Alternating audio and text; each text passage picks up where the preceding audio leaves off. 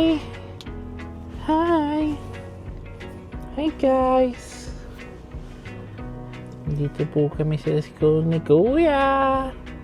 Pangalan ni Kuya? Kyle. Say Kyle. Uy, ano yung pinapakita mo sa kanila? Say dog. Say dog. Say cat. Say cat. Dito po kami ngayon sa school ni Kyle na nag-aantay kasi overtime siya today. And madilim-dilim na. Makulimlim. Tag-ulan ngayong week dito sa Vegas eh.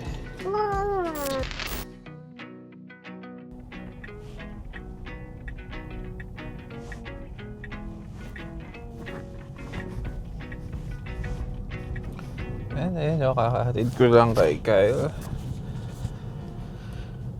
Another day. Another hatid. And nililinis muna ako ng kotse today. Ilang araw na rin ako hindi nakapag-car wash kasi grabe yung ulan last week. Yung F1 week dito sa Vegas. Parang yun yung pinaka sa 5 years, almost 5 years namin nakatira kami dito sa Vegas. Yun yung pinaka matagal na ulan na. Parang almost 1 week. Parang 5 days umuulan, 5 days, 6 days umuulan. Ayun na yung pinakamatagal na ulan dito na naranasan namin. Kasi usually uulan ng isang araw tapos kinabukasan wala na. Or uulan ng 1-2 oras tapos wala na ulit. Ganun lang yung mga ulan dito eh. Hindi talaga siya nagtatagal kasi nga desyerto. Pero ayun nga yung pinakamatagal na ulan na na-experience na namin dito.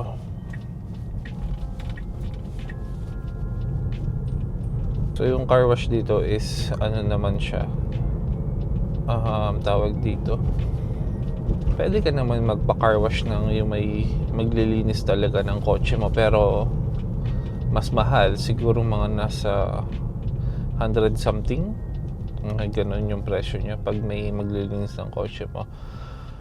So usually dito ang mga car wash is self talaga, so kanya-kanya kayong linis. Yung sa pinaka-manual, yung ikaw talaga yung maglilinis, nasa $5, 10 minutes. Tapos extend mo na lang yun kung gusto mo pa mag-extend, no? Kahit pa $1.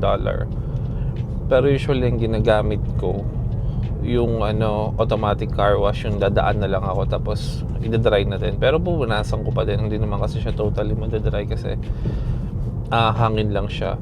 Pero ngayon, sa case ngayon, dahil medyo may mga putik-putik yung gilid, magma-manual muna ako and then mag-automatic ako. So magdadalawang bayad ako kasi pag doon lang ako sa automatic, hindi natatanggal yung mga stain sa gilid eh, na medyo nakadikit na siguro yan kasi ilang araw na ako din nagka-car wash. Ang hirap mag-maintain ng black na kotse.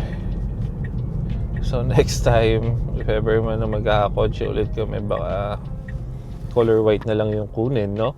Kasi napakahirap mag-maintain ng black na kotse. Kasi parang konting ang dumi na agad. Mabilis mo makita yung dumi.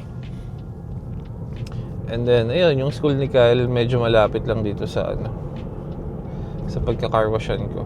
Doon malapit lang naman yung school niya sa bahay, mga 10 to 15 minutes lang na drive. Hindi naman kasi ganun ka-traffic dito. Sabi ko nga, dati mula sa bahay namin sa Pinas, ayun, nasa Pinas pa siya nag-aaral, sa bahay namin papunta sa school niya, minsan inaabot pa ng 30 minutes eh. Sobrang lapit lang nun Grabe kasi yung traffic. And ayun, dito na ako agad sa car wash. Ganun lang kabilis. Dito siya sa gas station, sa dulo. Doon muna ako sa manual kasi kailangan kong punas-punasan muna yung gilid nito. Kasi nga ang dami niyang mga putik-putik sa gilid.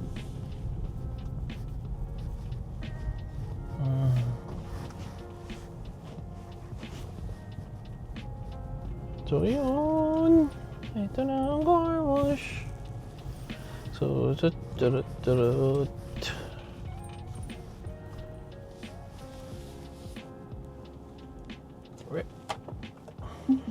So mag-car wash muna ako real quick. Ayan, tapos na tayo dito sa manual. Punta naman ako dun sa automatic. So hindi ko na siya pinunasan, no? Kasi para dun ko na siya idadry para mas madali. Pero hindi naman ako ganito palagi mag-car wash. Usually pag ano lang, sobrang madumi yung sasakyan, doon lang ako naggaganto, yung nagdodoble. Pero if hindi naman ganun kadumi, kasi hindi naman nga masyado umuulan dito. So dito lang ako palagi sa sa automatic. Please add payment for your selection.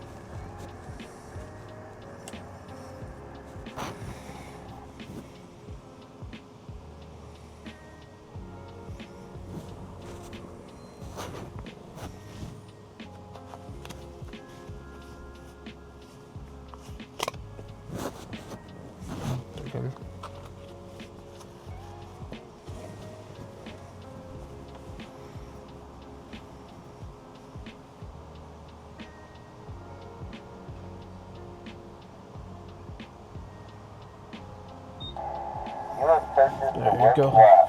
More money now for another lot.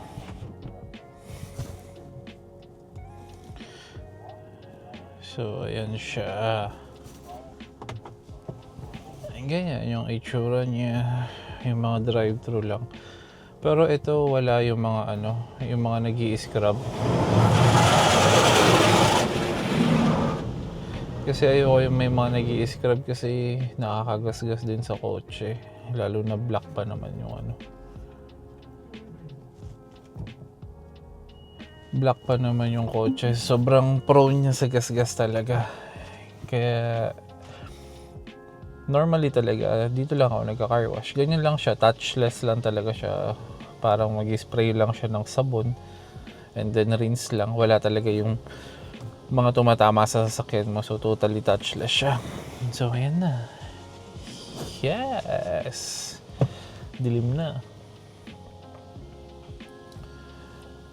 And ayun no, grabe, ang bilis ng panahon. Parang ang kailan lang nasa Pilipinas kami, nag-birthday si Edessa, tapos ngayon magdi-December na naman, and then konti na lang mag-April na. Grabe, ang bilis talaga ng panahon ngayon. Hindi ko alam kung bakit.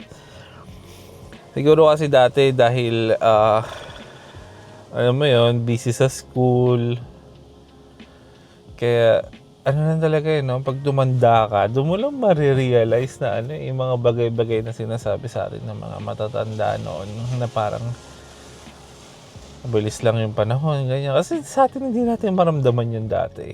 Ewan ko sa perspective ko lang. Kasi syempre tayo noon, bata-bata, school, parang ang nilulook forward natin lagi is bakasyon. Rinse na siya.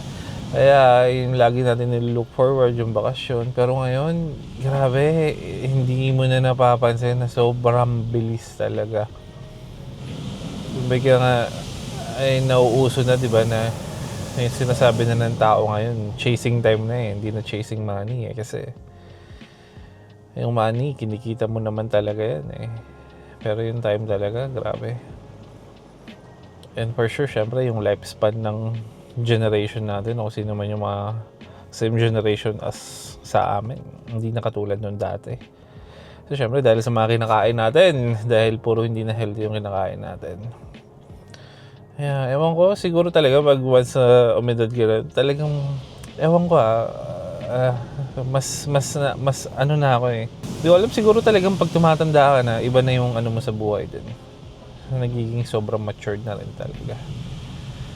Lalo na ngayon talaga, syempre, si Kyle malapit na mag-college. Actually, high school pa lang pala. Pero kung nasa Pinas, almost malapit na siya mag-college. Wala lang, grabe. Ang bilis lang ng ano. Ang bilis lang ng ano talaga. Dati talaga hindi natin ma-take yung... Ano mo yun, hindi natin mag-gets yung sinasabi na matatanda na mabilis lang yan. Ganyan. Ngayon, nararamdaman na namin talaga. Sobrang bilis ng panahon. Parang... Pag marami ka talagang tinake for granted, wala na. Hindi na natin mababalikan yun, no? Ay, grabe. Ganun talaga pag tumatanda na. Pag mga 30 na. Wala, lately, ang dami naming mga mga realizations sa life. Dami naming pinag-uusapan ni Milan.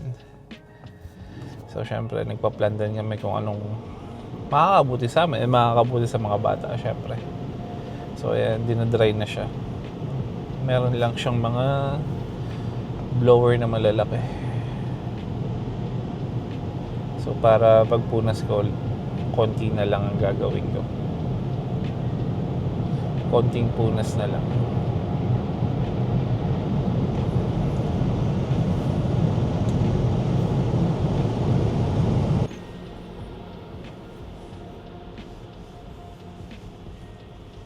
Walang masyadong nagka-car wash ngayon.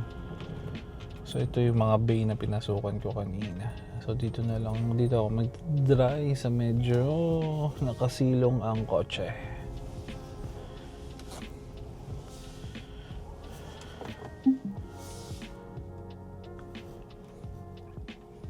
Ayan, pwede na dito. So dry ko lang siya, palobat na pala tong camera ko.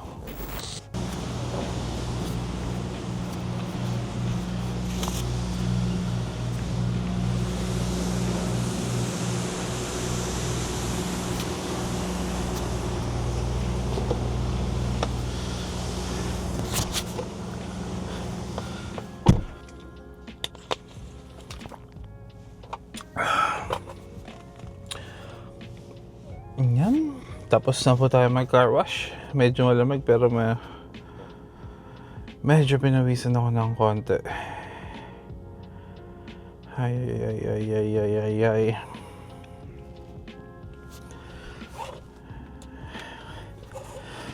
Uwi na tayo. Inaantay na tayo siguro ni Desa. Baka gising na si Desa niyan kasi... ano na... 9:14 na dito. As of the moment, medyo nainitan ako dun Ka-heater pa yung upuan ko. Dumami bigla yung nagka-car wash, Napuno lahat ng bay bigla. Bigla nagdatingan. Sakto lang pala yung dating ko kanina. Konti pa lang yung tao. Actually, hindi konti yung tao. Wala pang tao kasi ako palang mag-isa yung nandyan kanina. Solo ko yung bay and then wala pang nakapila dun sa automatic car wash. Grabe. Initan ako dun Oh no. Yeah, now it's a moment, and a home is who you share it with. I believe what the point is enjoying who you share it with. Joy is who you share